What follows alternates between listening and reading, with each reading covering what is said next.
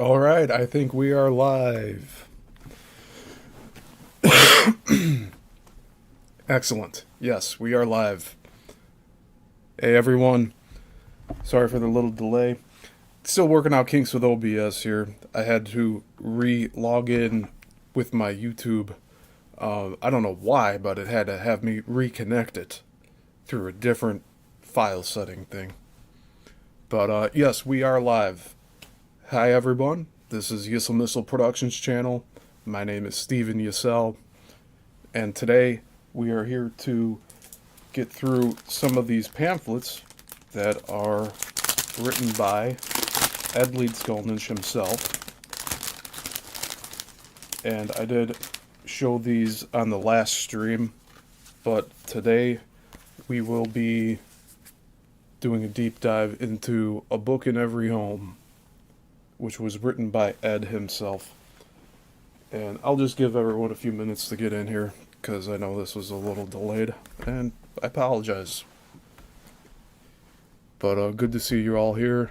I see Denise in the chat, Brenda. Good to see you both.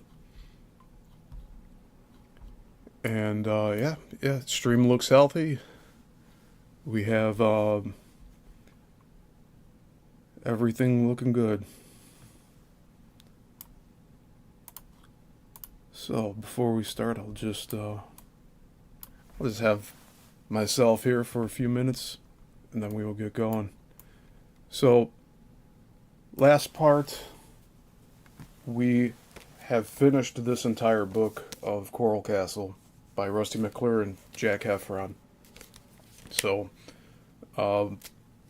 past 5 parts, if you want to read along or listen along to my reading of this book in its entirety, you can go back and check that out. Also, a plug for Thursday.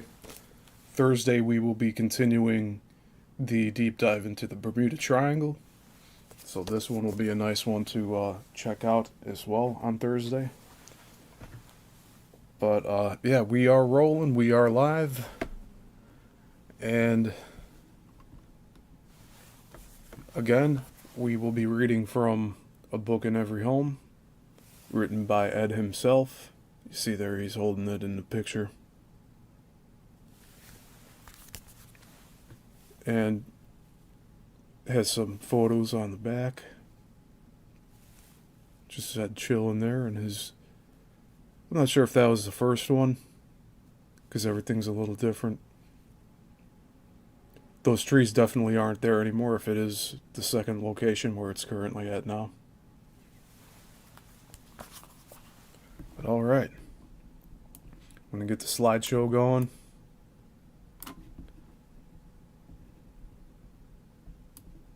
I'm grateful to have you here today.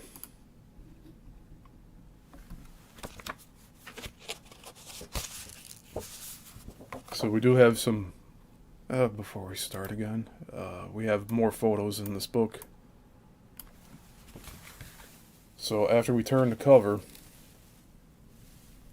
and we've seen these already, but not in this particular book. I don't think we've seen this bottom one. Or actually, we have. But yeah, it's good to see them one more time. And as mentioned in the other reading, this book is only half as long as it looks because Ed put the second blank page on the opposite side of everything he's writing so that people will, if they choose to, they can refute his points, which I thought was very cool. So, the opening here, it says A Book in Every Home, containing 3 subjects: Ed's Sweet 16, Domestic and Political Views, by Edward Leedskalnin, published by Edward Leedskalnin in Homestead, Florida.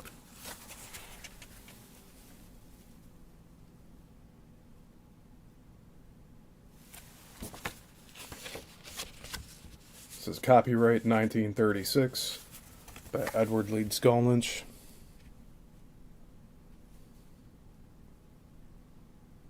This is 89 years old. And the author's preface. Reader, if for any reason you do not like the things I say in this little book, I left just as much space as I used so you can write your own opinion opposite it and see if you can do better. The author.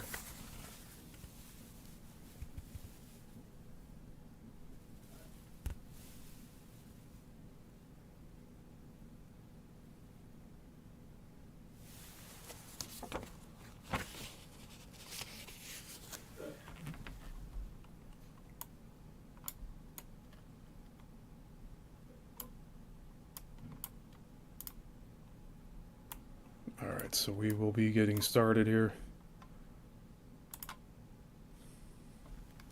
How y'all doing in the chat, by the way? Alright. So Ed Sweet 16.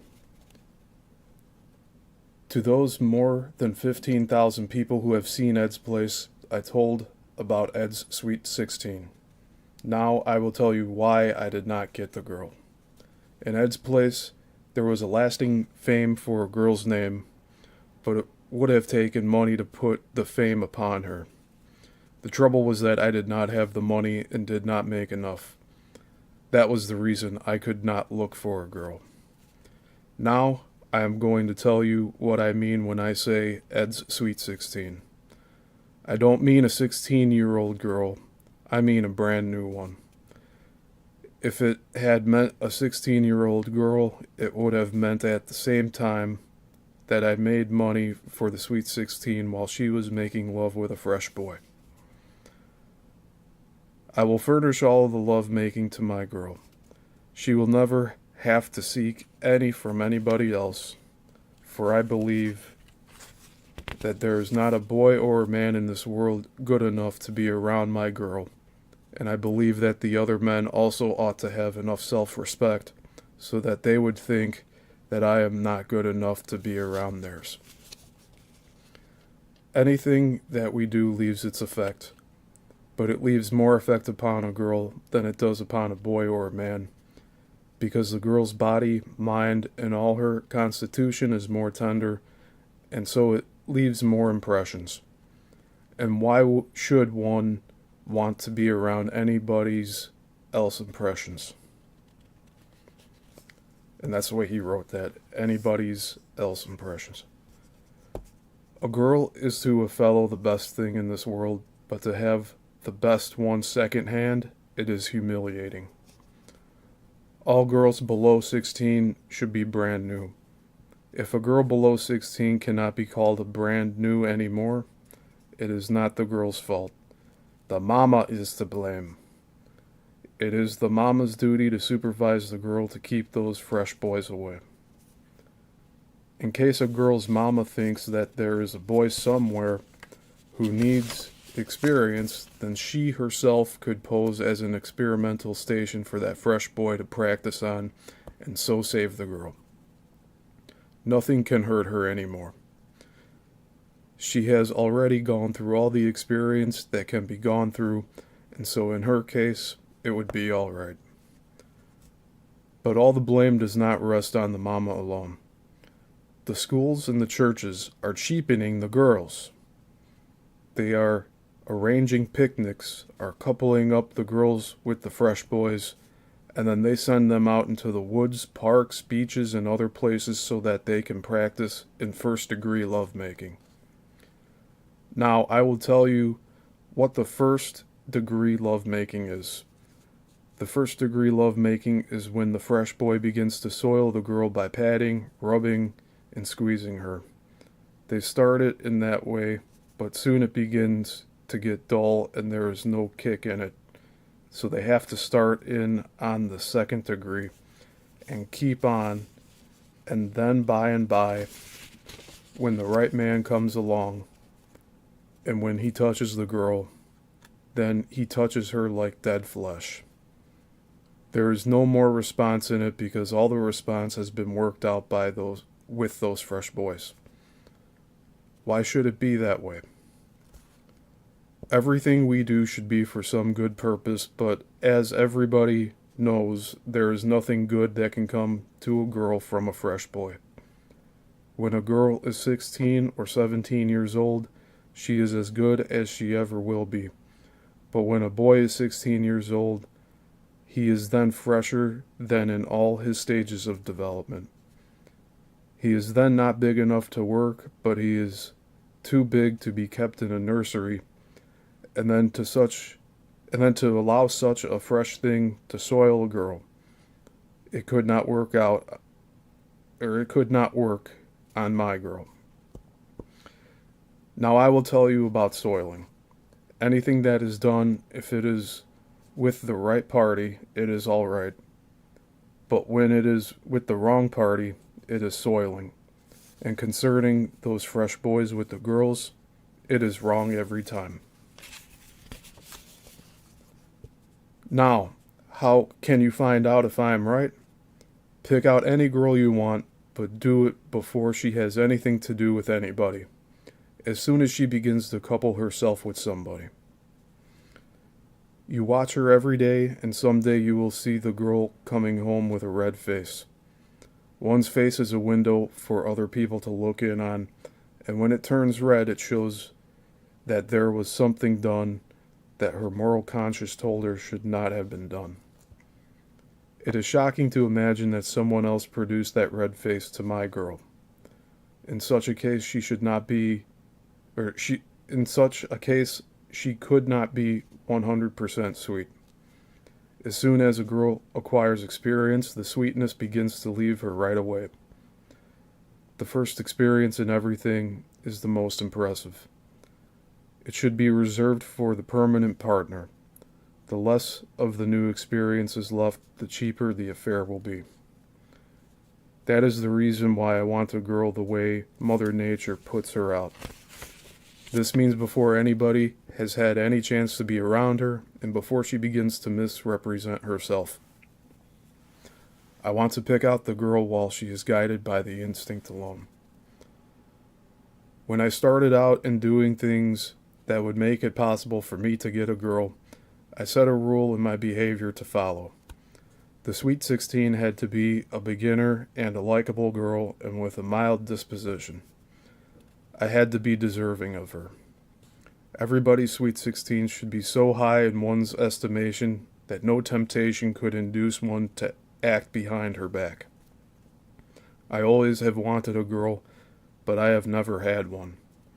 The reason why is that I knew it would produce several conditions and leave their effects, but I did not want any effects from past experience left on me and my sweet 16.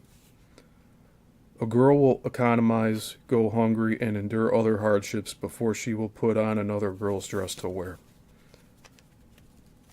I will put gunny sacks on before I will wear another man's clothes. And this is only a step from having another fellow's girl or another girl's fellow. Having such a case, the present possessor would have to clean up the past performer's effects. I'll reread that. Having such a case, the present possessor would have to clean up the past performer's effects. Now you see, to clean up the other person's leavings, it is humiliating, so it would be a cheap and undesirable affair. I want 100% good or none. That is why I was so successful in resisting the natural urge for lovemaking. Now about sweet and how sweet, a girl can be 100% sweet to one and only, and no more. To illustrate, suppose we are two men and a girl together somewhere, and someone else would ask if she is sweet, and we would both say she is sweet. But let her act very friendly with the other fellow, and then if someone should ask if she is sweet, I would say that she is not. Now you see, her friendly action with the other fellow produced a change in me, and it would produce a change in any other normal man. We always strive for perfection. We are only one half of a perfect whole. Man is the bigger and stronger half, and the woman is the other. To be perfect, there must be two. But where there is two, there is no room for more. So the third party is left to go somewhere else with sour feelings. A normal male is always ready to strive for perfection. The female is not. It is not only with human beings, it is the same with every living thing. If you watch a flock of chickens where there is a rooster, and if you add another rooster, you will see them fight to death. One will have to go or be killed, and this is the same thing with the other living things. Lower forms of life are guided by instinct alone, and so the present only comes into consideration. As soon as the other male is chased away, the female is as good as she ever was. But with us, it is different. We are guided more by reason and thought than by instinct, and so the present, past, and future come into consideration. Now, if it is not good today, it was not good yesterday, and it won't be good tomorrow. That is why an experienced girl cannot be 100% sweet. According to my observation, the girls are wrong in looking for their permanent partners. They are too quick. By being too quick, they only get those fellows with quick emotions. All quick emotions are irresponsible and short-lasting. There are two kinds of love, sensual and sentimental. Sensual has the present and little future only. The sentimental love has the present, past, and future, so it is more desirable. It will be slower, but will last longer. Now, girls, when any fellow jumps quickly at you, you had better keep away from him. He is acting wholly selfish. He has no consideration that the action would do any good to you. You are the weakest side, so you should have the better deal, and if you don't get the better deal, there is a little brute in him, and it may come very hard to train it out of him. The fellow who makes an advance towards you, and if he won't state what the eventual purpose will be, he is not a gentleman. All men should know that the girl's primary purpose is to find a permanent partner while they are young. Those fellows who fail to see this are not desirable to have around. Girls below 16 should not be allowed to associate with the boys. They are practicing in lovemaking. Such a thing should be discouraged. Lovemaking should be reserved for their permanent partners. With every lovemaking affair, their hearts get bruised, and by the time they grow up, their hearts are so badly bruised they are no longer good. Boys and girls start out as friends and finish as disappointed lovers. Now let me tell you, male and female are never friends. A friend will not want anything from a friend, but a boy or a girl, or one or the other, sooner or later, will ask for a little kiss, so they are not friends, they are lovers. Let's see what happens when they are selecting their partners while they are young. They select their partners on account of good looks. The liking for the good looks remains, but the good looks change, and they change so much in 10 years that you would not recognize them if you had not seen them now and then. And the boy gets the best deal almost every time. By that time they are grown up. The girls will be faded so much that the fellow would not want her around anymore, so then any girl who associates with a fellow only 5 years older is headed for a bad disappointment. This all could be avoided with the right kind of an education. Now, a few words about education. You know, we receive an education in the schools from books. All those books that people became educated from 25 years ago are wrong now. And those that are good now will be wrong again in 25 years from now. If they are wrong then, they are also wrong now. And the one who is educated from the wrong books is not educated. He is misled. All books that are written are wrong.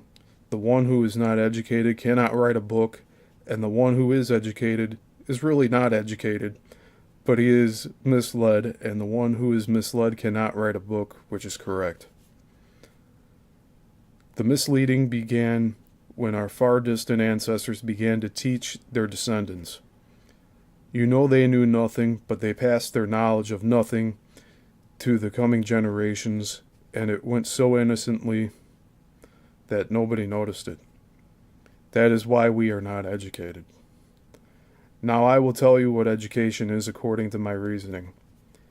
An educated person is one whose senses are refined. We are born as brutes, we remain and die as the same if we do not become polished. But all senses do not take polish. Some are too coarse to take it. The main base of education is one's self-respect. Anyone lacking self-respect cannot be educated. The main basis of self-respect is the willingness to learn, to do only the things that are good and right, to believe in only the things that can be proved, to possess appreciation and self-control. Now, if you lack willingness to learn, you will remain as a brute, and if you do things that are not good and right, you will be a low person. And if you believe in things that cannot be proved, any feeble-minded person can lead you. And if you lack appreciation, it takes away the incentive for good doing. And if you lack self-control, you will never know the limit. So all those lacking these characteristics in their makeup are not educated.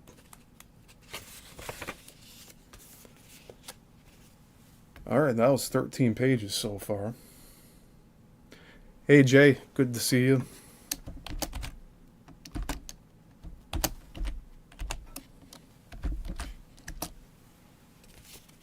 So we're 14 pages in, about halfway through A Book in Every Home. And Ed's really just laying it out there what his beliefs are with culture at the time. And again, this was written in, what year was it again? 1936.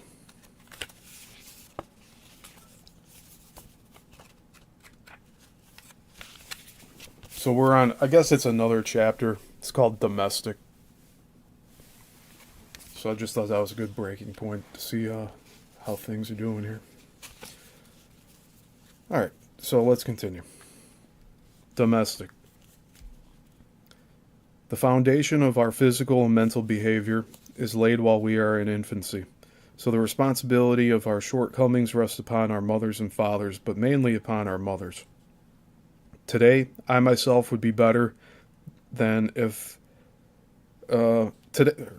Today, I myself would be better than I am if my mother and father had known how to raise me, and the same is true for almost everybody else. At the first contradiction in any part of your body, you will never notice any mark, but keep it up, and someday you will see a crease, and it will be permanent. We all want to look and act the best that we know how, but we cannot learn from ourselves, so we have to learn from others. In my 30 years of studying conditions and their effects, I have come to the conclusion that I can tell pointers to the people that would be a good help to them. That is why I wrote this little book.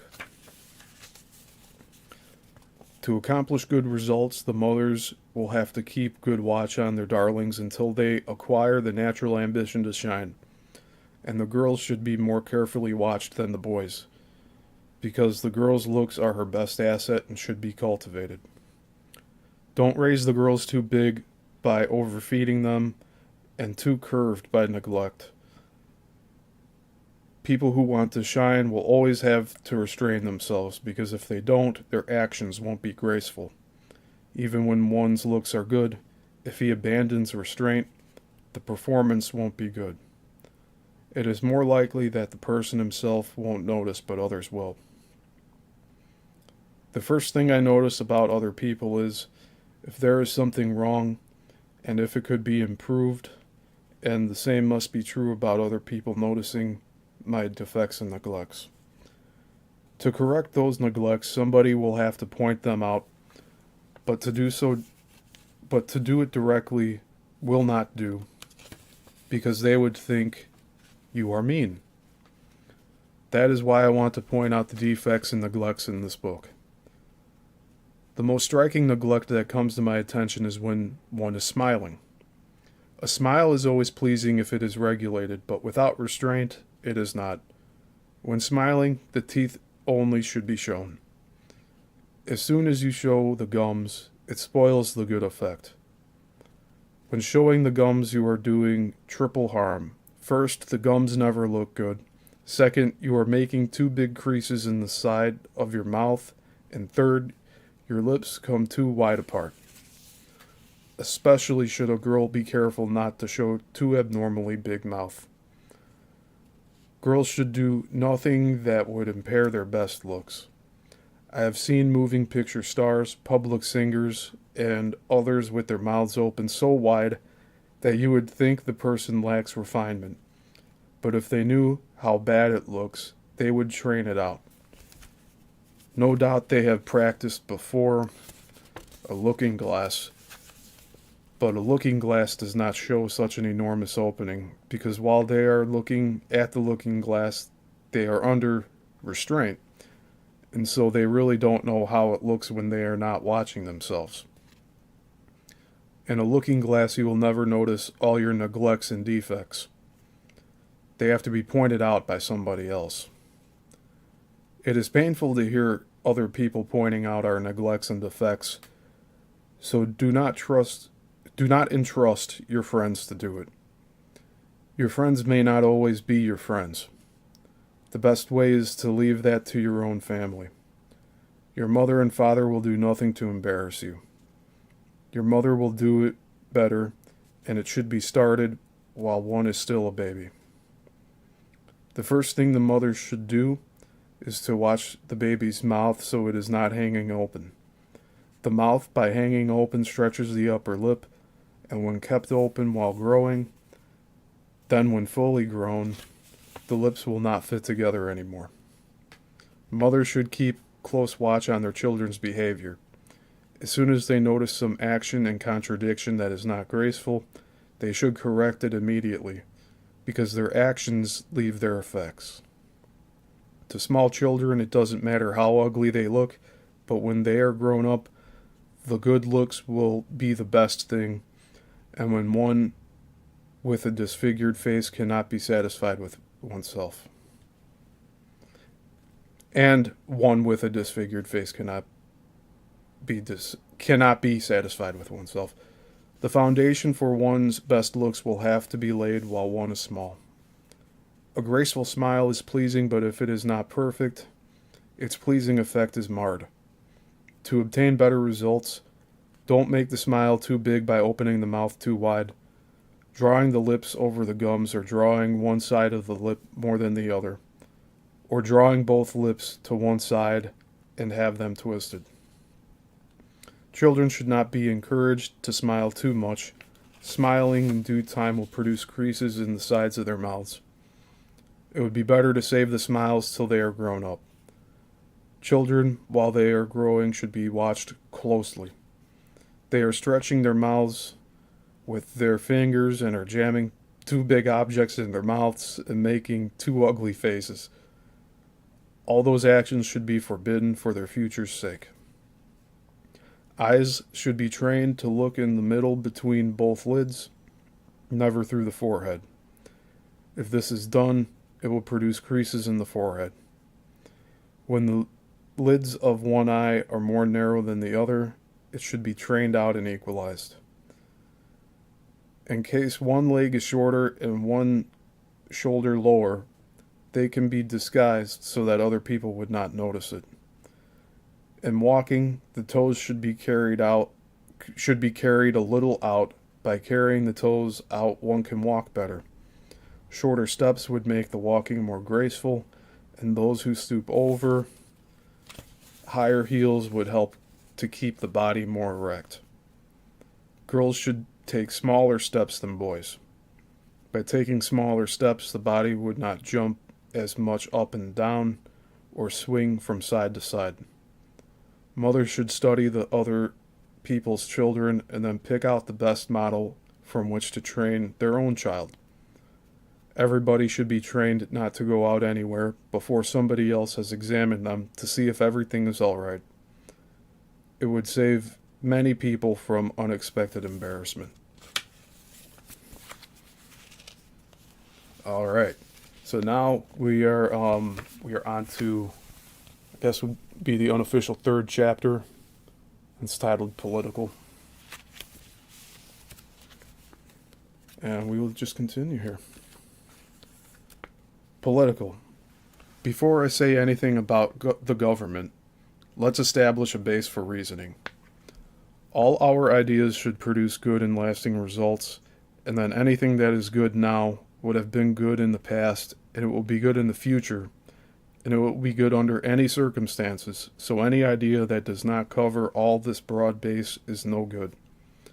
To be right, one's thought will have to be based on natural facts, for really, Mother Nature can only tell what is right and what is wrong, and the way that things should be. My definition of right is that right is anything in nature that exists without artificial modification, and all the others are wrong. Now suppose you would say it is wrong. In that case, I would say you are wrong yourself because you came into this world through natural circumstances that you had nothing to do with.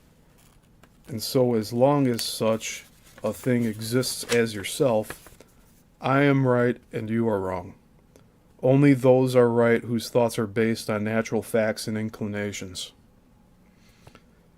It is natural tendency for all living things to take it easy.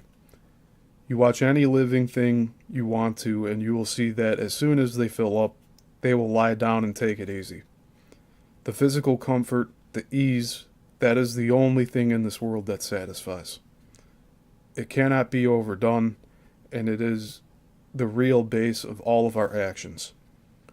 We all cannot take things easy because there is too much competition from other people. Only those who possess good management will succeed by exploiting domestic animals, machinery, other people, and natural resources.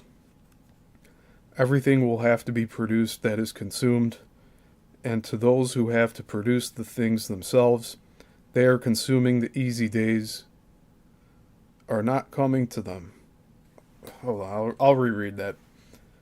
Everything will have to be produced that is consumed, and to those who have to produce the things themselves, they are consuming the easy days are not coming to them.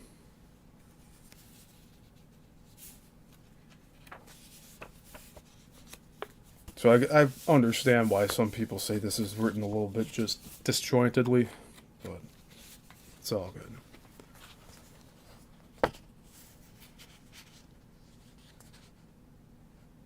I'll have to check that book out, Jay.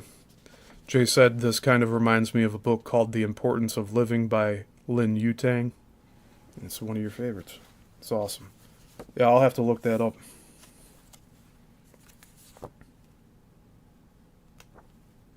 All right, let's continue. We're on page 23. And really, there's only... Yeah, there's not that many pages left. 20. It goes up to 26, and then there's a few photos. It has been told to you that the government is for the purpose of protecting life and property, but it is really to protect property and life. Nobody wants your life, but everybody wants your property.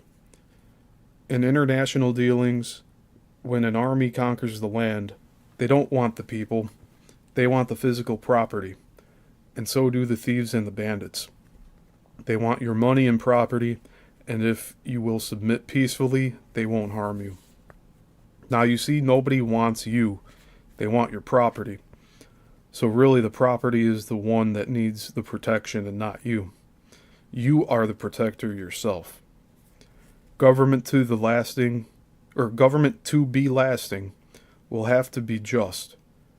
This means it will have to protect all the property alike, and all the property will have to pay equal taxes, which means big property, big taxes, and small property, small taxes.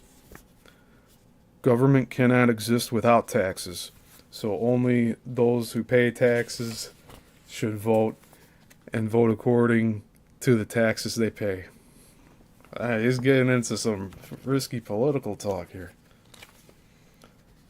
I think a government can exist without taxes, And if you were to apply this to today, there's definitely a lot of bloat that can be cut, and they don't need as much taxes as they're taking out. But let's continue. It is not sound to allow the weaklings to vote. Anyone who is too weak to make his own living and not strong enough is not strong enough to vote, because their weak influence weakens the state, and a degenerated state cannot exist very long. But every state should be sound and lasting. By voting, the voters dictate the state's destiny for times to come, and then to allow such a weak influence to guide the state, it is not wise. And so you see, one should vote according to how he is carrying the state's burden. Another unwise thing about equal voting is that it gives the loafers and weaklings the power to take the property away from producers and stronger people. And another unjust thing about equal voting is that it gives the loafers and weaklings the power to demand an easy life from the producers and leaders. Wow. He's spitting fire here for some of this stuff. I'll reread this paragraph here. Another unwise thing about equal voting is that it gives the loafers and weaklings the power to take the property away from producers and stronger people. And another unjust thing about equal voting is that it gives the loafers and weaklings the power to demand an easy life from the producers and leaders. You don't have to agree with everything he just said, but I mean, there's some truth in there. Alright, let's continue. Self-respecting producers will not stand such an injustice for long. It is not the producer's fault when one is too weak to make his own living. The producer's life is just as sweet as the weaklings and loafers' life is to them. All people are independent, so you see everybody will have to take care of themselves, and if they cannot, they should perish, and the sooner they perish, the better it will be. To be lasting, the government should be built in the same way as the supreme power of the land, quote, the army, end quote. Governments have been rising and falling, but the army always remains. You know there is no equality in army, and so there can be no equality in the state. If you are not equal producer, you cannot be an equal consumer. 50% of the people don't want to lead, they want to follow. They want somebody else to furnish the money for their living expenses, and as long as such a condition exists, they are not equal with their leaders. That is the reason why everybody should be put in the right place according to their physical and mental ability. There is only one way to share the national income. It is by sharing the production. And if you are not producing equally, you cannot share equally. Nobody is producing anything for others. They are producing only for themselves. People are individuals. For instance, if you want an excitement, you will have to test the thrill yourself. Or if you have a pain, you will have to bear it yourself. Or if you want to eat, you will have to eat for yourself. Nobody can eat for you. And so it is that if you want the things to eat, you will have to produce them yourself. And if you are too weak, too lazy, lack machinery and good management to produce them, you should perish. And that is all there is to it.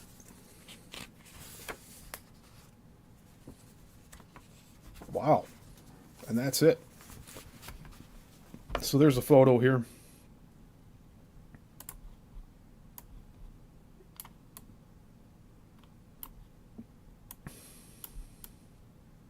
There we go. This is another photo that was in the book we read.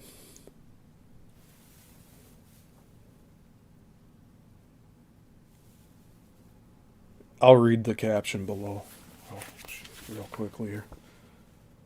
Ed Leedskalnin demonstrating the electrical generator he designed and invented.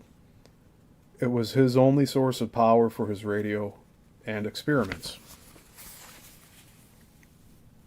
So again, this generator, we don't have it all in one piece anymore. After he passed away, apparently some people raided the property, took some of this stuff away.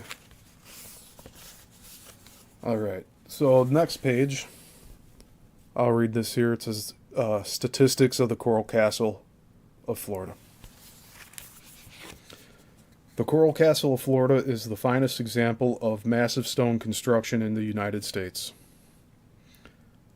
That's a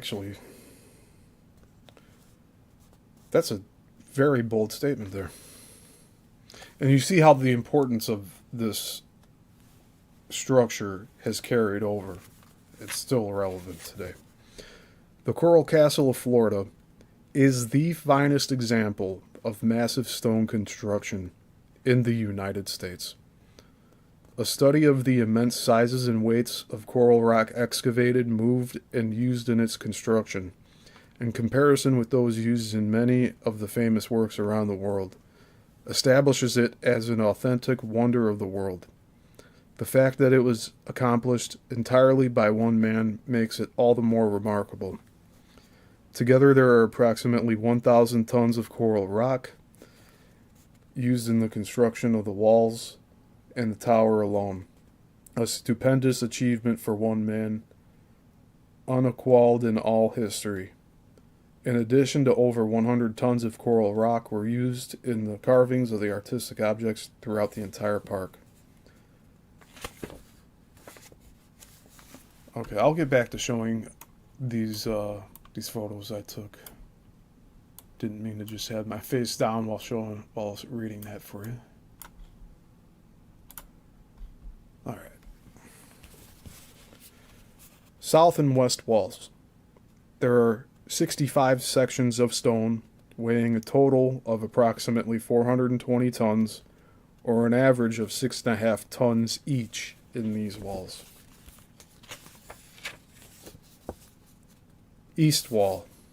There are a total of approximately 240 tons of coral rock in this wall, which contains the following: Crescent of the East, 23 tons. Planet Mars, 18 tons. Planet Saturn, 18 tons.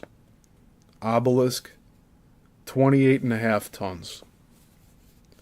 North wall. Contains 149.5 tons of stone. This wall contains the heaviest stone in the park, weight 29 tons. Also the Polaris telescope, 25 feet tall and weighing 28 tons. The tower. The tower contains 243 tons of coral rock made up of huge blocks of stone weighing up to 9 tons each. The average weight of the stones used in the construction of the Coral Castle of Florida is greater than those used in the building of the Great Pyramid of Giza, while several of the stones used are smaller than those found in the Stonehenge in England, and in weight exceed greatly the stones used in many of the other famous stoneworks throughout the world.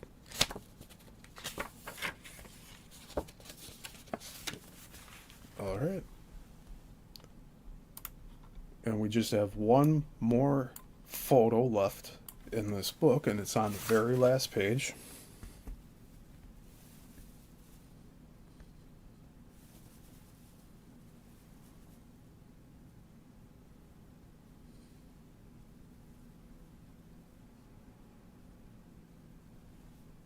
And that's Ed's living quarters. So that's a book in every home.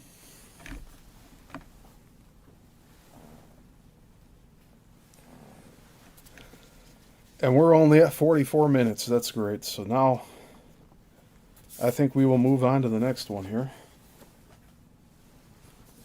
So we got 3 left.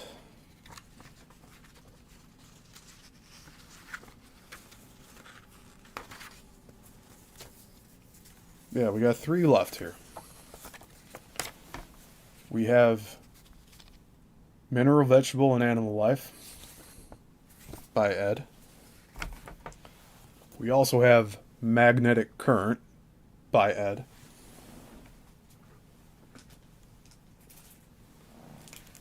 And we also have The Enigma of Coral Castle by Ray N. Stoner.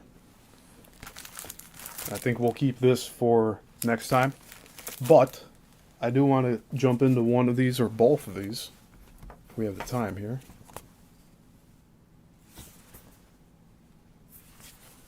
You know what? I want to get into this right now. Magnetic current. So I think this is where a lot of the meat and potatoes are for what really interests me in this whole case. This whole Coral Castle. Alright. So let's begin. Magnetic Current by Ed Leedskalnin, Rockgate, Homestead, Florida, USA. Copyright August 1945 by Ed Leedskalnin. Magnetic current. This writing is lined up so when you read it, you look east, and all the description you will read about magnetic current, it will be just as good as your electricity, or just as good for your electricity. Following is the result of my 2 years experiment with magnets at Rockgate, 17 miles southwest from Miami, Florida, between 25th and 26th latitude and 80th and 81st longitude west. First, I will describe what a magnet is. You have seen straight bar magnets, U-shaped magnets, sphere or ball magnets, and Alinco magnets in many shapes, and usually a hole in the middle. In all magnets, one end of the metal is North Pole and the other South Pole, and those which have no end, one side is North Pole and the other South Pole. Now, about the sphere magnet. If you have a strong magnet, you can change the poles in the sphere in any side you want, or take the poles out so the sphere will not be a magnet anymore. From this you could see that the magnet can be shifted and concentrated, and also you can see that the metal is not the real magnet. The real magnet is a substance that is circulating in the metal. Each particle in the substance is an individual magnet by itself, and both North and South Pole individual magnets. They are so small that they can pass through everything. In fact, they can pass through the metal easier than through the air. They are in constant motion. They are running one kind of magnets against the other kind, and if guided in the right channels, they possess perpetual power. The North and South Pole magnets, they are cosmic force, and hold together this earth and everything on it. Each North and South Pole magnet is equal in strength, but the strength of each individual magnet doesn't amount to anything. To be of practical use, they will have to be in great numbers. In permanent magnets, they are circulating in the metal in great numbers, and they circulate in the following way. Each kind of the magnets are coming out of their own end of the pole and are running in the other end of the pole and back to its own end, and then over and over again. All the individual magnets do not run around, and some run away and never come back, but new ones take their place. The Earth itself is a great big magnet. In general, these North and South Pole individual magnets are circulating in the same way as in the permanent magnet metal. The North Pole individual magnets are coming out of the Earth's South Pole and are running around in the Earth's North Pole and back to its own pole. And the South Pole individual magnets are coming out of the Earth's North Pole and are running around and in Earth's South Pole and back to its own end. Then both North and South Pole individual magnets start to run over and over again. In a permanent magnet bar between the poles, there is a semi-neutral part where there is not much going on in or out. But on the Earth, there is no place where the magnets are not going in and out, but the magnets are running in and out at pole ends more than at the equator. Now you get the equipment, and I will tell you so you can see for yourself that it is not in the way I have told. Get a permanent magnet bar 4 inches long. A U-shaped magnet that is strong enough to lift from 10 to 20 pounds. An Alnico magnet about 3 inches long, and that's spelled Alnico. Alnico is about 3 inches long, 2.5 inches wide, 1 inch thick. Hole in the middle and poles at each end, several feet in length of hard steel fishing line. Line when it is not in coil, it stays straight, and a soft steel welding rod 1/8 of an inch thick and 3 feet long. From the fishing wire and the welding rod, you will make magnets or compasses, and if you hang them up in fine threads by middle and keep them there, they will be permanent magnets. When you are making a magnet pole in the welding rod, use U-shaped magnet. South pole magnet to make North pole magnet in the rod, and use U-shaped North pole magnet to make South pole magnet in the rod.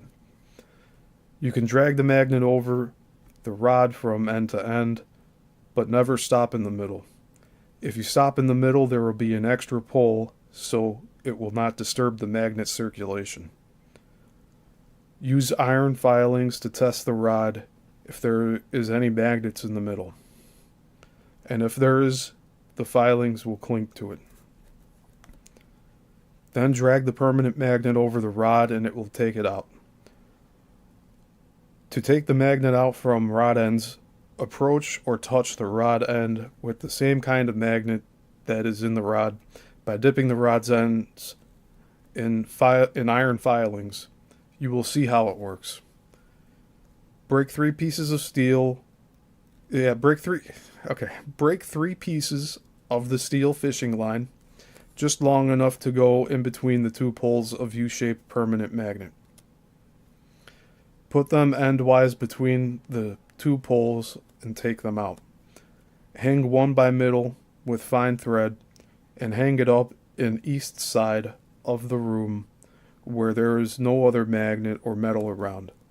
Now you will have a permanent magnet or compass to test the polarity in other magnets. For more delicate use, hang the magnet in spiderweb. To test the strength of a magnet, use iron filings. Put the U-shaped permanent magnet 2 feet west from the hanging magnet. Hold the North Pole magnet in level with the hanging magnet.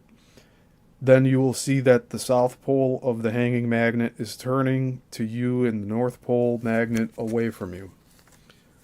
Now put the South Pole permanent magnet pole in the same level.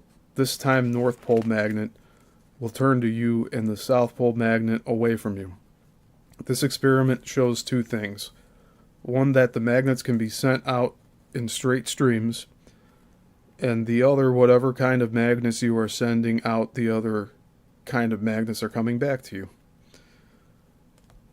Take 2 pieces of steel fishing line wire, put them in U-shaped magnet, hold a little while, take them out, bend a little back in one end and hang them up, and make it so that one magnet's lower end is North Pole magnet and the other South Pole magnet. Make it so that they hang 3 inches apart. Put North Pole magnet. I'm sorry. Yeah, this is really disjointed. I'm reading word for word what he's written in here. But I'll continue here. Put North Pole north side and South Pole south side. Now take the 4-inch long permanent magnet bar. Hold North Pole in north side and South Pole in south side. Raise slowly up to the 2 hanging magnets, then you will see that the hanging magnets are closing up. Now reverse. Put North Pole of bar magnet south side and South Pole north side. This time when bar magnet approaches, the hanging magnets will spread out. This experiment shows that north and south pole magnets are equal in strength and that the streams of individual magnets are running one kind of magnets against the other kind. Cut a strip of a tin can about 2 inches wide and a foot long.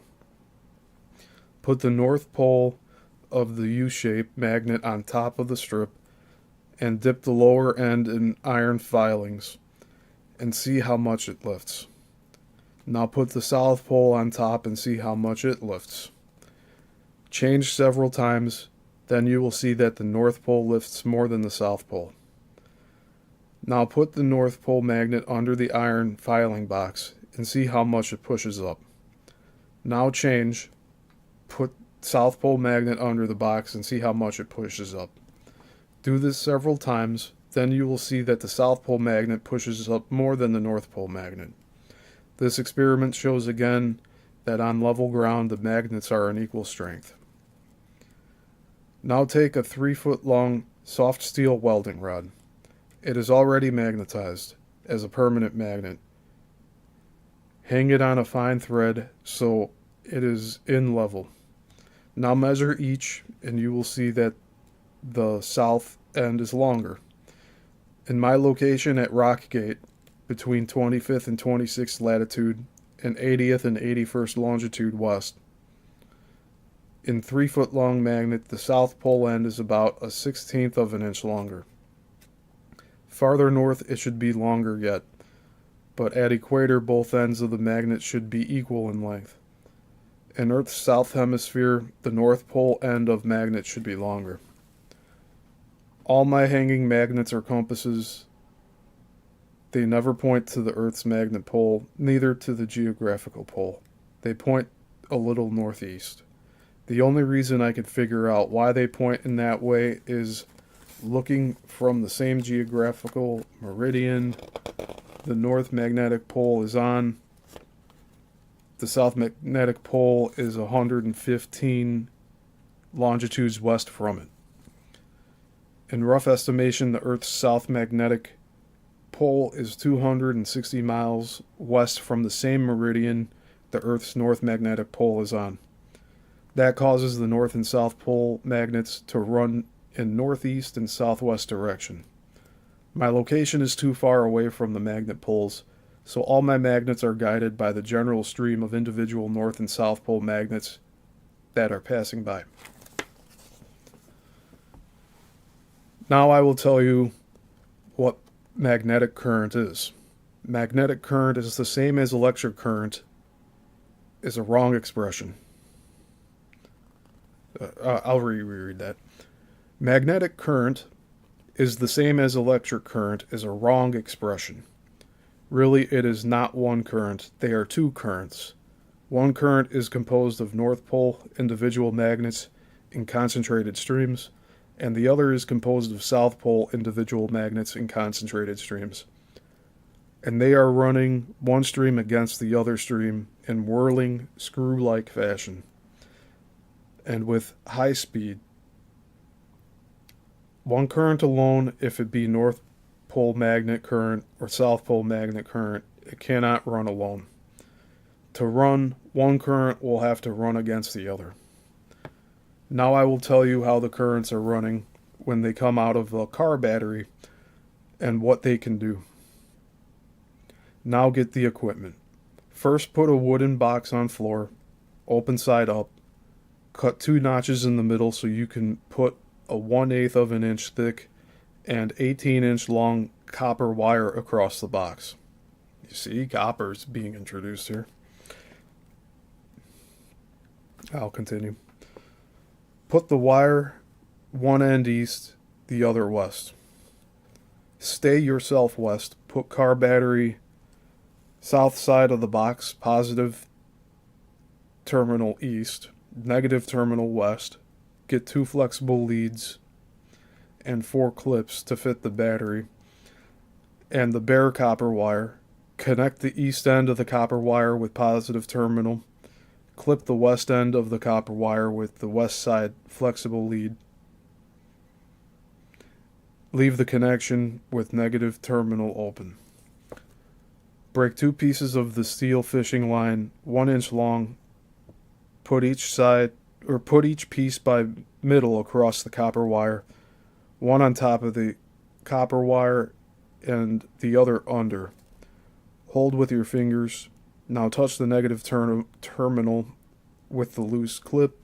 Hold until the copper wire gets hot. Take them off. Now you have 2 magnets. Hang them up by the middle in fine thread. The upper magnet will hang the way it is now, but the one below will turn around. Break 5 inches long piece of the fishing line. Put the middle of the wire across and on top of the copper wire. Touch the battery. Hold until the copper wire gets hot. Dip the middle of the wire in iron filings. Then you will see how long a magnet can be made with this equipment. Break or cut several pieces of the hard steel fishing wire as long as to go between the poles of the U-shaped magnet. Now hold 2 pieces of the steel wire ends up and down, one wire south side of the copper wire and the other north side. The lower ends just below the copper wire. Hold tight and touch the battery until the copper wire gets hot. Now hang them up by upper end just above the copper wire. Touch battery. The south side magnet will swing south and the north side magnet will swing north. Put 2 pieces on top of the copper wire, the ends just a little over the copper wire. Those ends lying on copper wire, one pointing south and the other north. Hold tight. Touch battery. Hold until the copper wire gets hot. Take off the one pointing south is South Pole magnet, and the one pointing north is North Pole magnet. Put one wire on top of the copper wire pointing south, other below pointing north. Magnetize, hang up by tail ends on the copper wire, touch battery, they both will swing south. Put one wire on top of the copper wire pointing north, the other below pointing south. Magnetize, hang up by tail end above the copper wire, touch the battery, both magnets will swing north. Alright, I'm going to pause here briefly. This is a lot of information he's conveying, and really it's stuff that I'd have to read over several times before I could actually execute. But I'm getting this out here for all of you to listen to and try to process and see what's going on. But he's just describing how to create magnets on this one here.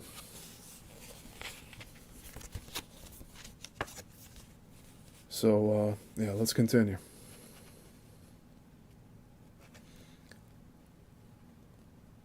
Cut pieces of fishing wire 1 inch long.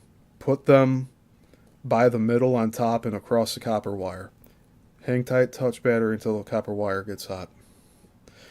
Okay, so I think I read that part. Okay, so next paragraph. Take 1 piece of hard steel fishing wire, dip in iron filings, and see there is no magnet in it. This time hold the wire up and down the lower end on the middle of the copper wire. Hold tight. Touch the battery, hold until the copper wire gets hot, take it off, dip the wire in iron filings, and you will see that it is no magnet. Why? To take magnets with currents from batteries and dynamics with a single wire, the metal will have to be put on the wire in such a way so that the magnets which are coming out of the wire will be running in the metal starting from the middle of the metal and run to the end, and not from end to middle and across as they did the last time. You have to read that to take a south pole and a coil end that is pointing to you, you will have to run positive electricity in the coil in clockwise direction. I can tell you that the positive electricity has nothing to do with making a south magnet pole in the coil. Each pole, south or north, is made by their own magnets in the way they are running the wire. This magnet making with a single wire, it illustrates how all magnets are made.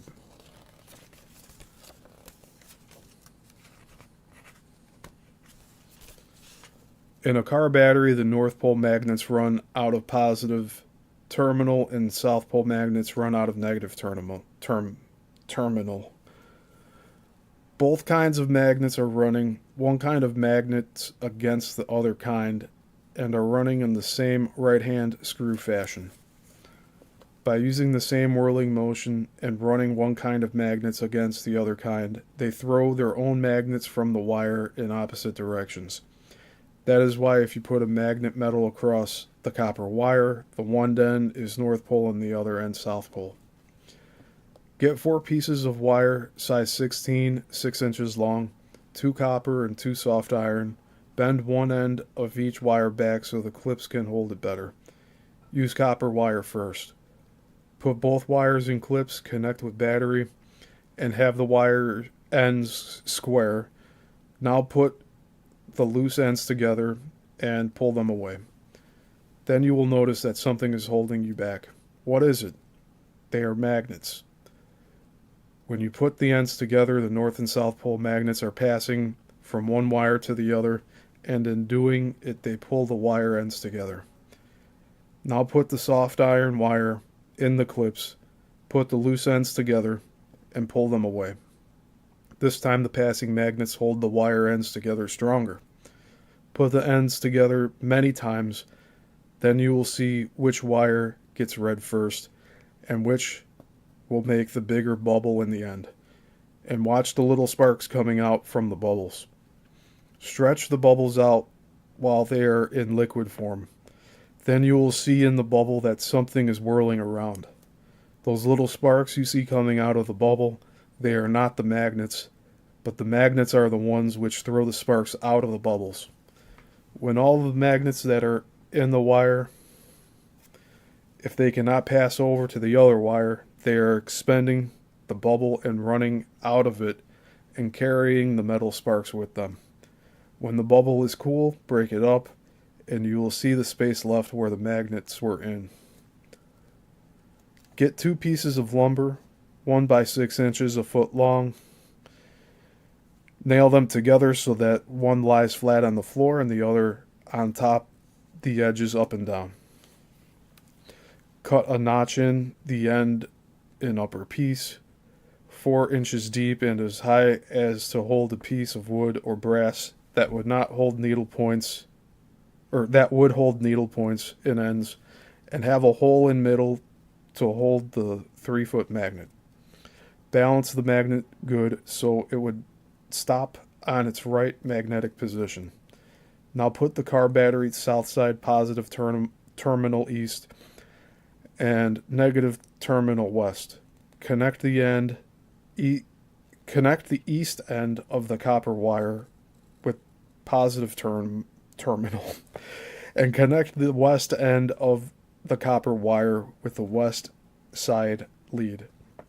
Hold the copper wire just above the magnet 1/4 of an inch north of magnet's end. Hold in level and square. Touch the battery, then you will see the magnet swinging east. Now put the battery north side, positive terminal east, negative terminal west. Connect west end of the copper wire with negative terminal. Connect east end of copper wire with the east side lead. Put the copper wire on top of the magnet 1/4 of an inch south of magnet's end. Hold the copper wire just above the square and level. Touch the positive terminal, then you will see the magnet swinging west. If the battery is right, magnet strong enough, and the magnet rod balanced good, it will repeat the same thing every time. I think the batteries are not made right. Sometimes there is more of North Pole magnets than there is South Pole magnets. They should be equal. The same as from generators, which do not run the South Pole magnets in frame or base, but run directly away the same as they run the North Pole magnets. From the following experiment, you will see that the battery is not balanced right. Put the copper wire across the box, one end east, the other end west. Connect one lead a foot west from east end and the other lead with west end. Hang a magnet in spider web and put the magnet in same level with the copper wire. Keep the copper wire end a little away from the magnet's north pole. Connect east lead with positive terminal. Tap the negative terminal several times with the loose clip and see what the magnet is doing. Change the terminal, change the tapping, move the box and copper wire to the south pole end. Repeat the same thing. Then you will notice sometimes the copper wire end pushes away the north pole magnet, and sometimes it pulls it in, and the same thing happens with the south pole magnet, and sometimes it does nothing. So it shows the battery is irregular. Connect the leads with batteries terminals to make a loop. Keep the leads on the same level with battery. Drag a hanging magnet over the loop and the connections between the battery's terminals. You will see that one end of the magnet keeps inside the loop and the other outside. And the same thing happens when the magnet crosses the connection between the terminals. This experiment indicates that the north and south pole magnet currents are not only running from one terminal to the other, but are running around in an orbit and are not only running one time around, but are running many times around until the north and south pole individual magnets get thrown out of the wire by centrifugal force and by crowding. While the north and south pole magnets were in their own terminals, they only possessed pushing power. The pulling power they acquire only if the other kind of magnets are in front of them. Like the permanent magnets, if you put the opposite magnet in front of it, then they will hold together. The same way you have done with the 6 inches long pieces of copper and soft iron wire.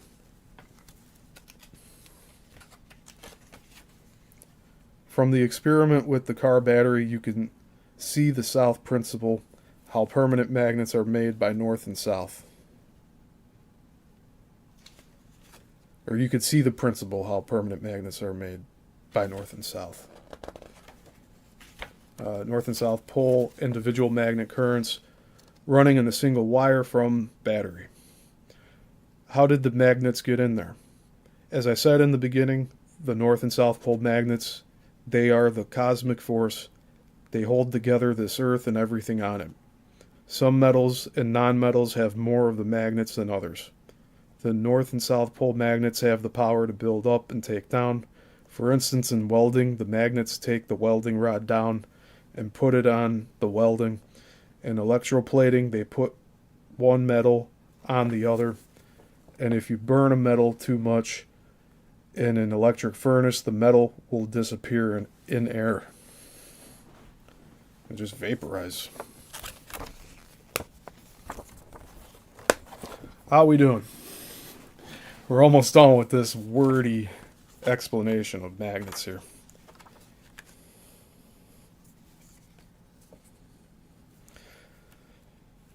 Yeah, we're on page 10 of 19, so we are more than halfway through. And I think this will be the last thing we'll read for today. Then we'll have 2 pamphlets left to read going forward. Let's continue.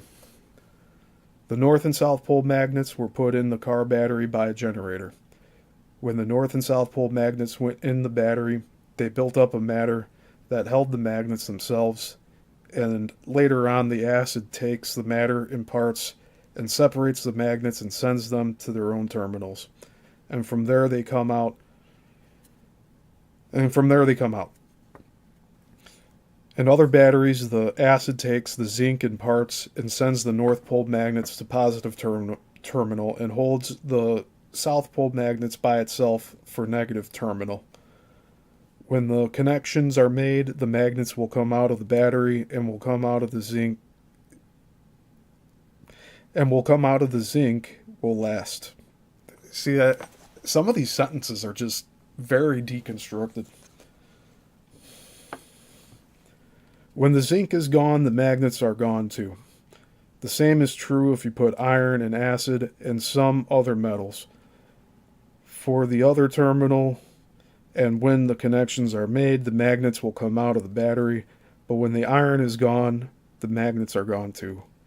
This should be sufficient to see that the north and south pole magnets are holding together everything. You saw how magnetic currents are made in battery from metal by acid. Next, I will tell you how magnetic currents are made by permanent and electric magnets, and then without either. I need to take a short break to go to the bathroom, so I will be right back, everyone. Just bear with me. I'll have the slideshow going.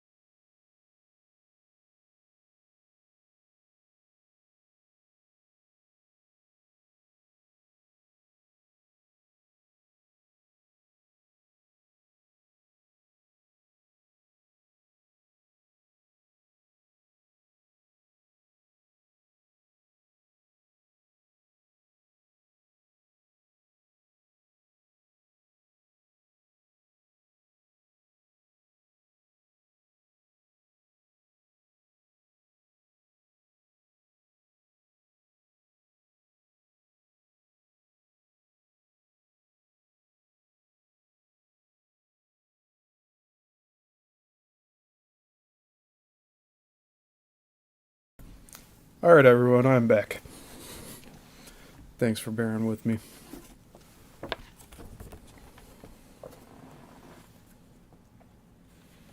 So we're on page 10 of magnetic current out of 19, and we are going to go through the rest of this right now. This time you will make an equipment that can be used for 4 purposes: electric magnet, transformer, generator, and holder of perpetual motion. So he's describing here how to make his perpetual motion machine for anyone that wants to go back and try this later. I only advise anyone to try this if you know what you're doing and following step by step.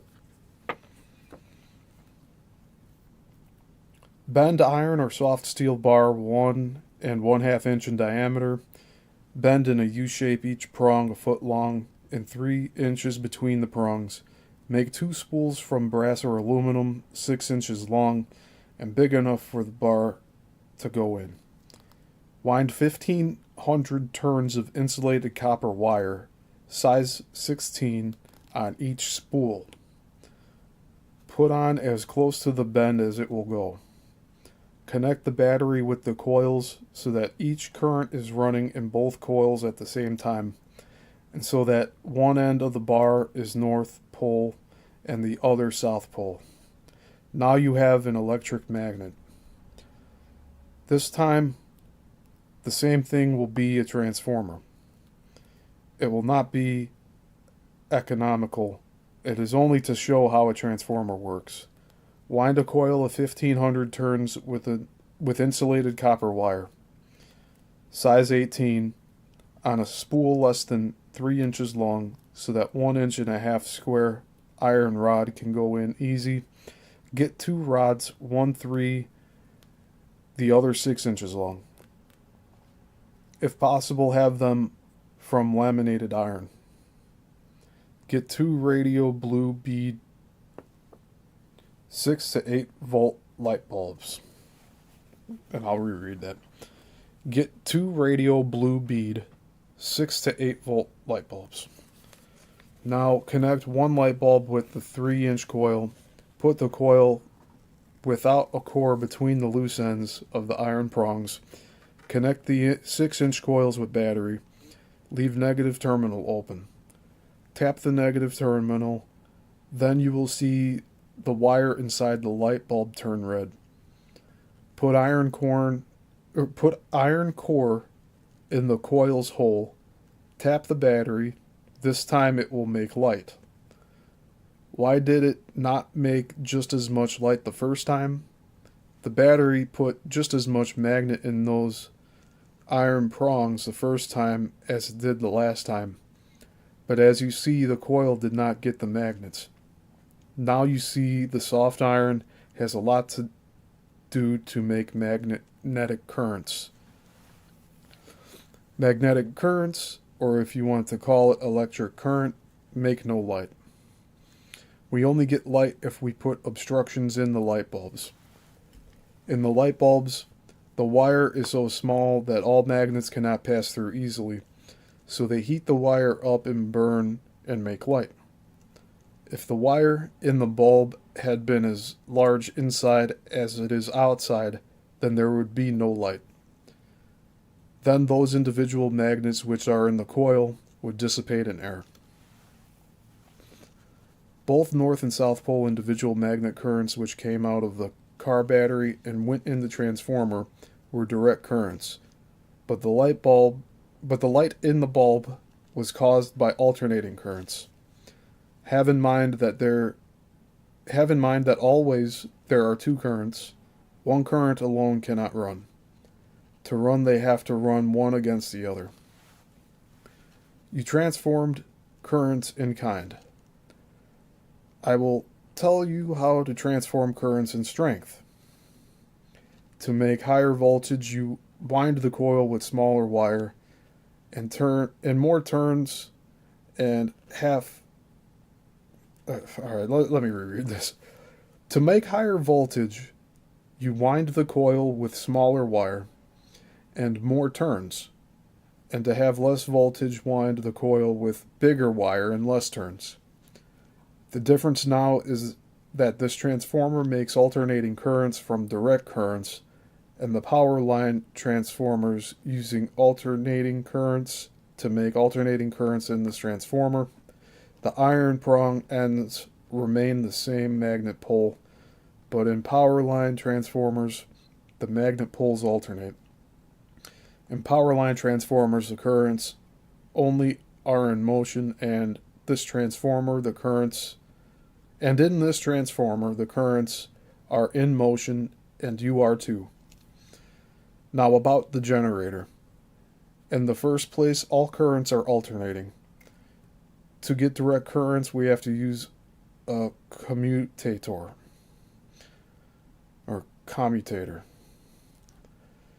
Transformers and generators of any description are making the currents in the same way by filling the coil's iron core with magnets and letting the iron core push them out and into the coil. Connect the battery with the electric magnet. It will be a field magnet now. Put the 3-inch coil between the iron prongs and take it out. Do it fast, repeat it, then you will have a steady light in the light bulb. Now you and the field magnet are a generator. Suppose you had a wheel and many coils around the wheel turning. Then you would be making all kinds of light. Do not make the machine. I already have the application for patent and the patent office. I made 10 different machines to make magnetic currents, but I found this combination between field magnets and coils the most efficient. Put the coil in slowly and take it out slowly. Then you will have no light. That will show to make magnetic currents the time is important. Put the 6-inch long square rod on top of the 2 iron prongs. Fit good so it lies even. Connect the battery with the electric magnet for a little while. Now disconnect the battery. Connect the light bulb with the electric magnet the same way it was connected with the battery. Now pull off the 6-inch long bar. Do it quickly. Then you will see light in the bulb. Connect the battery up again with the electric magnet. Put the bar across the iron prongs. Hold a while. Disconnect the battery. Now the electric magnet holds perpetual motion. If not disturbed, it will last indefinitely. I held it in this position for 6 months. And when I pulled off the 6-inch bar, I got just as much light out of it as I got in the first time. This experiment shows that if you start the North and South Pole individual magnets in an orbit, then they will never stop. The hanging magnets that hang up and down, they show that there is motion inside the bar. Hold the perpetual motion holder, North Pole magnet or pole end east, and South Pole magnet terminal or pole end west. Now raise it up slowly to the South Pole hanging magnet. Then you will see the South Pole hanging magnet swinging south. Now put the perpetual motion holder under the North Pole hanging magnet. Raise up slowly. Then you will see the North Pole magnet hanging. Then you will see the North Pole hanging magnet swinging north. This experiment shows without any doubt that the North and South Pole individual magnets are running in the same direction as those in the copper wire, which came out of the car battery, and in both instances, while the magnets are running ahead in whirling motion, they used the right-hand twist. Get that Alnico magnet and make it so that you could turn it around, if possible, more than 2,000 revolutions a minute. Connect the light bulb with the perpetual motion holder. Put it on the spinning Alnico magnet and in the hole between prongs and the square iron bar. Now spin the Alnico magnet around and see how much of the light you get. Now take the iron bar off, then you will get more of the light. It shows that if it is closed, some of the magnets which are in the iron prongs will run around in an orbit and will not come out, but when the orbit is broken, they will run in the coil, and the result will be more light. Put a paper box with plenty of iron filings in it on the horizontally spinning Alnico magnet. Then you will see how the spinning magnet builds up ridges and ditches. Now put the magnet so that it can be turned vertically. Spin the magnet, then you will see the filings running against the motion and building up ridges and ditches. Put on finer filings, then there will be finer ridges and ditches. Spin one way and then the other way, then you will have some rough idea how magnets build up the matter. You made magnetic currents in 3 different ways, but in principle, they were all made exactly in the same way. Magnetic currents are made by concentrating, then dividing, and then shifting the existing North and South Pole individual magnets from one place to another.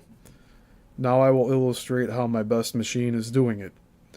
I will use only one coil and one U-shaped permanent magnet without using the winding that the machine uses to increase the permanent magnet strength.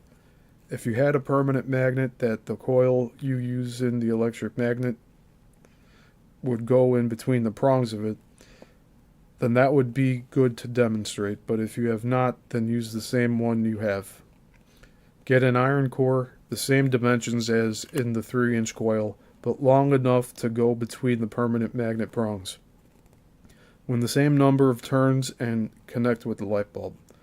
Or wind the same number of turns and connect with the light bulb.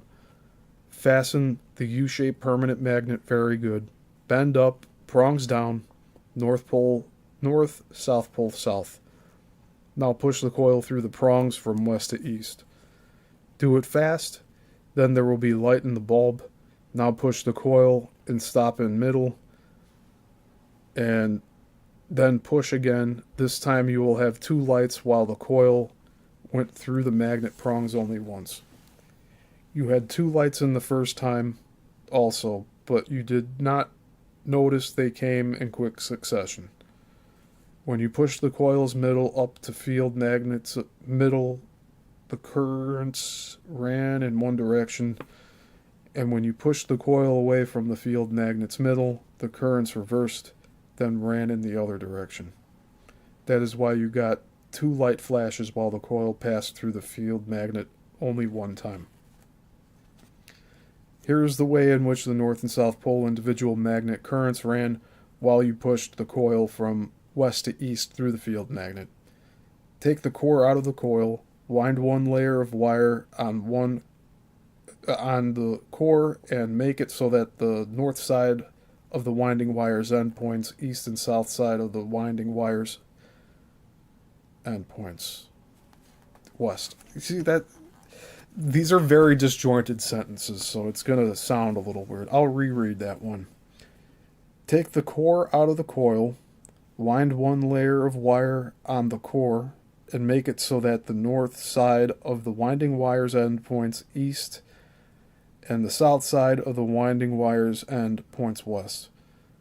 When you pushed the coil to the middle of the field magnet, the north pole magnet current came out of the wire end that is pointing east, and the south pole magnet current came out of the wire end that is pointing west. But when you pushed the coil away from the middle of the field magnet, the currents reversed.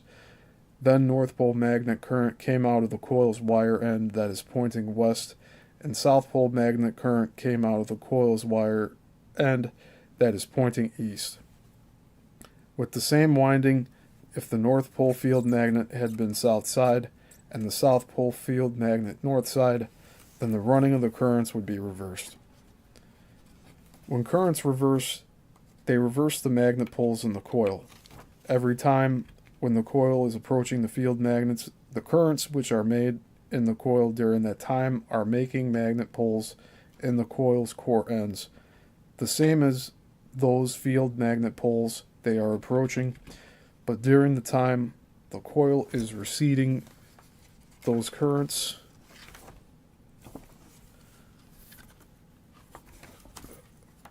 I apologize.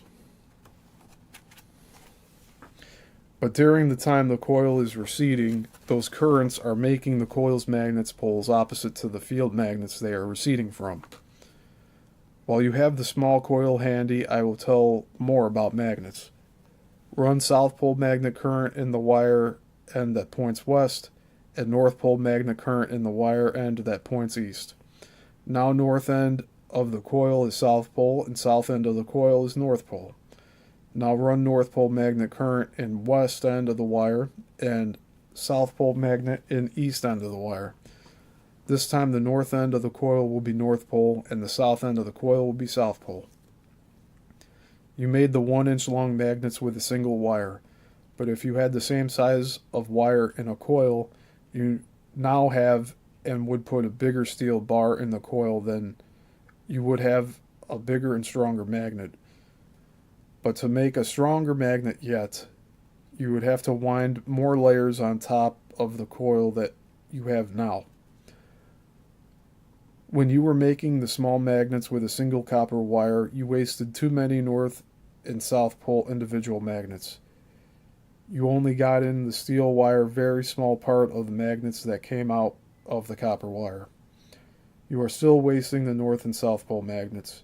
You do not get 1/2 of the magnets in the steel or iron bar from those which are in the coil. To get more magnet out of a coil, put the coil in steel or iron tube. Then the tube outside the coil will be a magnet, the same as the coil's core, but the magnet poles will be opposite. It means at the same coil end, if the core end is north pole, the tube end would be south pole. In this way you will get almost again as much magnet out of the coil and in the core and the tube. You can do better yet, join one end of the coil's core end with the same metal, joining core with tube. Make 2 holes in the end of metal for the coil wire ends to go out. Fasten a ring on top. Now you have the most efficient electric magnet for lifting purposes. It wastes no magnets that come from your battery or dynamo. Take the coil out of the electric magnet. Run the currents in the coil. Put a hard steel bar, one end to the coil's north pole. Hold a while, take away. Now the bar is a permanent magnet. That end at coil's side is south pole magnet and the other north pole magnet. Now this permanent magnet can make other hard steel bars and permanent magnets, but every magnet that it makes will be a weaker magnet than itself. The coil made this permanent magnet in the same way that the permanent magnets are making other permanent magnets. Put this permanent magnet in the coil's hole, reverse it, put bars north pole ends in the coil south pole end. Run current in the coil for a while, take the bar out. Now you have a stronger permanent magnet, but the poles are reversed. This shows that the stronger magnet can change the weaker magnet. When you were pushing the coil through the U-shaped magnet, you got 2 flashes in the light bulb with 1 passage through the U-shaped magnet, and I showed you from which ends of coil's wire the currents came out while they made the flashes. Now I will make so you can actually see that it is the way I told you. Take the light bulb off the coil, put the core in it, connect the coil with a loop that would reach 6 feet east from the U-shaped magnet. Keep the loop end a foot apart, stretch south side wire straight, make it so they cannot move. Get those little hanging magnets, which each hang one end up, the other down. Hang the south pole magnet on the loop wire. Now push the coil through the U-shaped magnet and watch the hanging magnet. First it will swing south, then north. Now hang the north pole magnet on the wire. Watch again while you are pushing the coil through the U-shaped magnet. This time, first it will swing north, then south. Hang both magnets. Watch again, and you will see that both magnets at the same time, first they swing to their own side and then to the other side. If the hanging magnets do not swing while you are pushing the coil through the U-shaped magnet, then the U-shaped magnet is not strong enough. The U-shaped magnet should be strong enough to lift 20 pounds. You can put 2 magnets together or use electric magnet, and still better you can put the coil in electric magnet. Then you won't have to push it. Then you could sit down and tap the battery and see the hanging magnets swinging. All currents are made in the same way by filling the coil and iron core with north and south pole individual magnets, and then giving enough time for the magnets to get out and then start over again. If you want to use the electric magnet, be sure that the north pole is in north side and the south pole is in south side, and put the coil and the prongs in the same way as it is now. Now I will tell you what happened to the U-shaped magnet while you push the coil through it from west to east.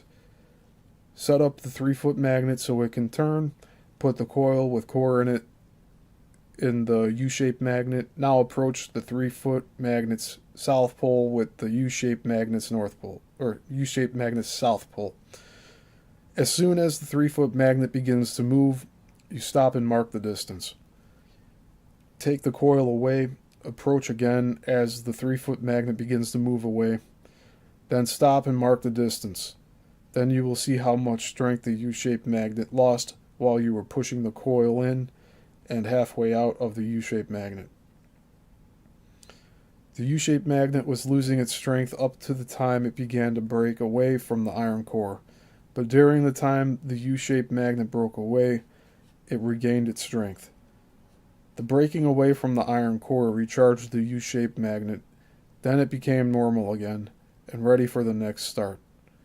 During the recharging, the new supply of magnets came from the air or the Earth's magnetic field. Now we see how the magnetic currents are made by the U-shaped magnet. You already know that before the coil got in between the U-shaped magnet, between the U-shaped magnet prongs, those little individual magnets were running out of the U-shaped magnet prongs in all directions. But as soon as the coil's core came in effective distance from the U-shaped magnet's prongs, then these little individual magnets to run in the core and the coil and kept running until the core broke away from the U-shaped magnet prongs. Now you see those little individual magnets ran out of the U-shaped magnet and ran in the soft iron core. But the soft iron core never held the magnets, it pushed them out. To prove it, you put 5 or 6 thin iron strips on edge, slant just so that they will not flop over. Now approach to the ends of those strips with a magnet and you will see they flop over. Hold the strips a little loose by the ends and they will spread out. I think this is enough to show that the soft iron never held those magnets. It pushed them out. As soon as those little individual magnets get pushed out of the soft iron core, then they run in the coil. When they run in the coil, they are in bulk form. The coil's part is to divide those individual magnets from bulk form in the small paths. The coil is not necessarily to make the magnetic currents. Currents can be made with a single wire. The coil is necessary to increase the amount and strength of the currents. The coil is similar to any cell battery. One cell alone does not amount to anything. To be good, many cells have to be in a battery. The same in a coil. To be good, many turns have to be in a coil. When the magnets that are in bulk form enter the coil, then the coil divides them in small paths. It is done in this way. When the bulk magnets enter the coil, they fill the coil's wire with north and south pole individual magnets. North pole magnets pointing toward the south pole U-shaped magnet, and south pole pointing toward north pole U-shaped magnet. Now the wire in the coil is one continuous magnet. One side of the wire is south pole and the other north pole. Now we have those little north and south pole individual magnets in the wire, but they are not running in the way we want. They are running across the wire. We want the magnets to run through the wire lengthwise, but there is only one way to do it. We have to increase the number of those north and south pole individual magnets.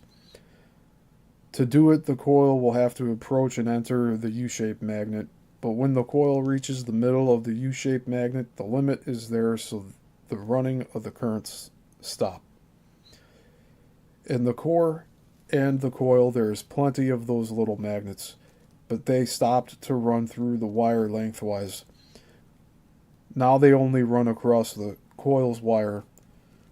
To make the magnets run in the wire lengthwise again, the coil will have to get away from the U-shaped magnet. As soon as the coil begins to move away from the U-shaped magnet, then those little north and south pole individual magnets begin to run again through the wire lengthwise, but in opposite direction until the magnets in the iron core are gone. I told you that the coil is a magnet during the time the currents are made. Now I will show you. Get a small paper box to go in between the prongs of the U-shaped magnet. Put iron filings in it. Wrap 6-inch long soft wire with paper. Put the wire in box with iron filings. Now put the box between the U-shaped magnet's prongs. Raise the wire up, then you will see filing strands clinging to the insulated iron wire. Raise the wire up slowly, then the filing strands will sag and fall. Take the box out, put the wire in the filings again. Raise up and you will see that the wire is no magnet, but during the time it was between the U-shaped magnet prongs, it was a magnet. This shows that during the time the coil moves through the U-shaped magnet, the coil becomes a magnet, but its function is double. Some individual north and south pole magnets run through the coil's wire crosswise, and some run through the coil's wire lengthwise. Maybe you think that it is not fair to use iron wire to demonstrate how magnet currents are made, but I can tell you that if I do not use the iron core in the coil, I can make more of the magnetic currents with soft iron wire coil than I can with copper wire coil. So you see, it is perfectly good to use iron wire to demonstrate how magnetic currents are made. You can do the same thing with the copper wire in using iron filings, but only on a smaller scale. You saw how the magnets are running through a wire crosswise. Now I will tell you how they are running through the wire lengthwise. Before the magnets start to run through the wire lengthwise, they are lined up in a square across the wire. One side of the wire is North Pole magnet side and the other side is South Pole magnet side. When the coil begins to approach the middle of the U-shaped magnet and the currents begin to run, then the magnets which are in the wire begin to slant. North Pole magnets pointing east, the same as the coil's wire end where the North Pole magnet current came out, and the South Pole magnets pointing west, the same as the coil's wire end where the South Pole magnet current came out. When the coil reaches the middle of the U-shaped magnet, then the currents stop to run. Now the North and South Pole magnets are pointing across the wire again. When the coil begins to move away from the middle of the U-shaped magnet and the currents begin to run, then the magnets which are in the wire begin to slant, but this time the North Pole magnets are pointing west, the same as the coil's wire end where the North Pole magnet current comes out, and the South Pole magnets pointing east, the same as the coil's wire end where the South Pole magnet currents came out. When the coil moves out of the U-shaped magnet's effective distance, the currents running stop. This is the way the alternating currents are made. When the individual North and South Pole magnets are running through a wire lengthwise, they are running in a slant and whirling around while running ahead. You can see the slant by watching the sparks when you are putting together and pulling away soft iron wire ends which are connected to the battery by their other ends. To see how the currents are running out of the coil's wire, which those 6 1-inch long magnets which lie on the glass, or watch those 6 1-inch long magnets which lie on the glass. Put those magnets together with ends even, then let them loose, then you will see that they will roll away, and if the magnets be stronger, then they will roll away farther.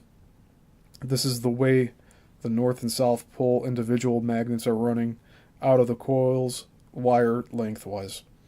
The reason the North and South Pole individual magnets do not run across through the coil's wire as fast out as they run in, while the coil is between the U-shaped magnet, the coil's wire is insulated.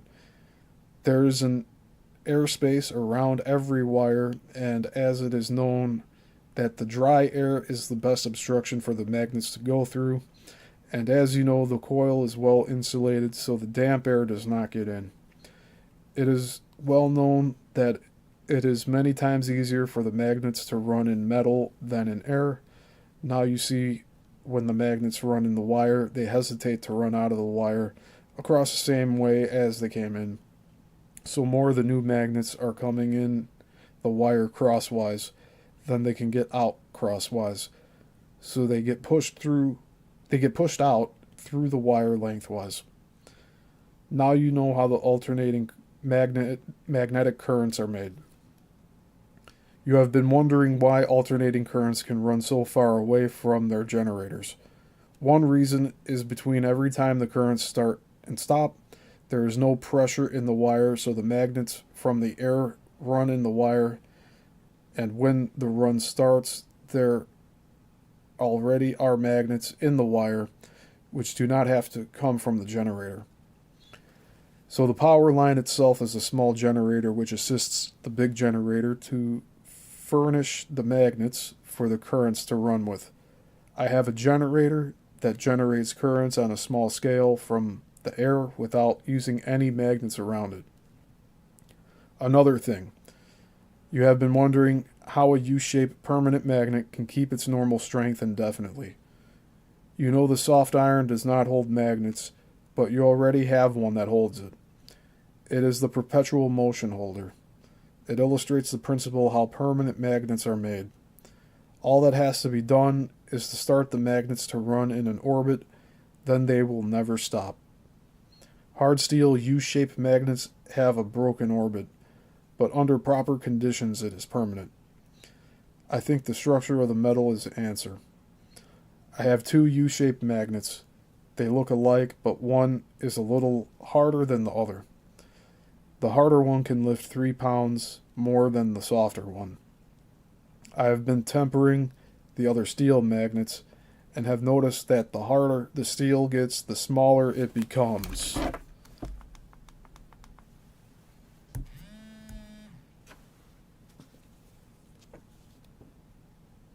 That shows that the metal is more packed and has less holes in it so that the magnets cannot pass through it in full speed. So they dam up in the prong ends. They come in faster than they can get out. I think the ability for the soft steel welding rod to hold magnets is in the metal's fine structure. The reason I call the results of North and South Pole magnets functions magnetic currents and not electric currents or electricity is the electricity is connected too much with those non-existing electrons.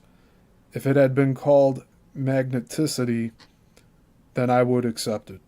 Magneticity would indicate that it has a magnetic base, and so it would be all right. As I said in the beginning, the North and South Pole magnets, they are the cosmic force. They hold together this Earth and everything in it, and they hold together the moon too. The moon's north end holds South Pole magnets, the same as the Earth's north end. The moon's south end holds the North Pole magnets, the same as the Earth's south end.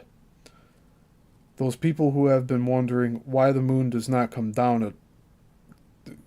let me reread that. Those people who have been wondering why the moon does not come down, all they have to do is give the moon 1/2 of a turn so that the north end would be in the south side, and the south end is in the north side. And then the moon would come down. At present, the Earth and the moon have like magnet poles in the same sides, so their own magnet poles keep themselves apart. But when the poles are reversed, then they will pull together. Here is a good tip to the rocket people. Make the rocket's head strong North Pole magnet and the tail end strong South Pole magnet, and then shut 2 on the moon's north end, and then you will have better access. North and South Pole magnets are not only holding together the Earth and moon, but they are turning the Earth around on its axis. Those magnets which are coming down from the sun, they are hitting their own kind of magnets which are circulating around the Earth, and they hit more on the east side than on the west side. And that is what makes the Earth turn around. North and South Pole magnets make the lightning. In Earth's north hemisphere, the South Pole magnets are going up, and the North Pole magnets are coming down in the same flash. In the Earth's south hemisphere, the North Pole magnets are going up, and the South Pole magnets are coming down in the same flash. The north lights are caused by the North and South Pole magnets passing in concentrated streams, but the streams are not as much concentrated as they are in the lightning. The radio waves are made by North and South Pole magnets. Now about the magnet size. You know, sunlight can go through glass, paper, and leaves, but it cannot go through wood, rock, or iron. But the magnets can go through everything. This shows that each magnet is smaller than each particle of light. And that is it for magnetic current. That was very technical. Yikes. I did not expect that to be as technical as it was. But yeah, that is it for today. Oh yeah, Jay, Enter the Stars is going off on the copper today. I need to catch up with some of his stuff. It's been a little while. So, for next time, we will read Mineral, Vegetable, and Animal Life by Ed Leedskalnin. And then we will either start or just completely finish this as well, The Enigma of Coral Castle by Ray N. Stoner. But we'll start off with Ed's pamphlet here, the last of 3 of them. And I think that'll be good for part 7. Yeah, my 7 o'clock alarm's going off. So we did good. We're at just under 2 hours. I'm figuring out OBS. Each time we do a new live, it's getting easier. So now that I know what I have to do, everything should be going much smoother. I will be here again on Thursday. And I'm just going to show you what we'll be reading. Thursday, The Bermuda Triangle by Charles Berlitz. We will get into chapter 2, which is a little over 20 pages long. So that will be its own show. And that'll be part 2 of our deep dive into Bermuda Triangle. If you haven't watched Madness Hour episode 3 yet, please go check it out. I had to do some re-uploading with all of this. I needed to see what the difference is with just having a live versus re-uploading it for a like a regular published video. And it seems to be working out all right. So I'll continue to do that. So please hit like and subscribe. I do have the super chats enabled now. And I believe Jay was the first one to give a super chat the other night. So I really appreciate that. And really, just take care of yourselves. I hope you're all doing well. And Thursday, 2 days from now, I will be back here with the Bermuda Triangle series. And next Tuesday, we will be on part 7 with Coral Castle with this series.